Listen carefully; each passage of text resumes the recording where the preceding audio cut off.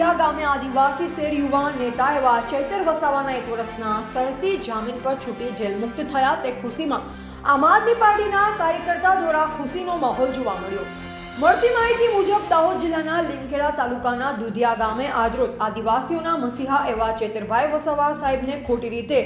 ભાજપ અને તાનાશાહી સરકારે ખોટા કેસ કરી ફસાવવામાં આવ્યા। તે ચૈતરભાઈ વસાવા તારીખ 27/9/2025 ના રોજ શરતી જામીન પર જેલ મુક્ત થયા તે બદલ આમ આદમી પાર્ટીના કાર્યકરો વિજયભાઈ નીનામા, ઉપપ્રમુખ આપ ભરતભાઈ માવી, દુધિયા જિલ્લા સીટ પ્રભારી કનુભાઈ બિલવાડ, રાયસિંગભાઈ ડાંગી, ધીરુભાઈ ભુરિયા, ધર્મેશભાઈ ડામોર, મફતભાઈ નીનામા, રાજેશભાઈ તથા નામી અનામી આગેવાનો તથા કાર્યકર્તાઓમાં ખુશીનો માહોલ જોવા મળ્યો અને ચૈતરભાઈ તુમ આગે બઢો હમ તુમારે સાથ હૈના નારા સાથે દુધિયા જયપાલસિંહ મુંડા ચોક પર ફટાકડા ફોડી ચૈતરભાઈ વસાવા સાહેબને આવકાર્યા અને જે કષ્ટ ગરીબ ભોળી જનતા માટે વેઠ્યું તે જનતા આવનારી તાલુકા જિલ્લાની સ્થાનિક સ્વરાજની ચૂંટણીમાં ગરીબ અને ભોળી જનતા બદલો લેશે। રિપોર્ટર સુનિલ કુમાર, ડામોર, સિંગવડ, દાહોદ।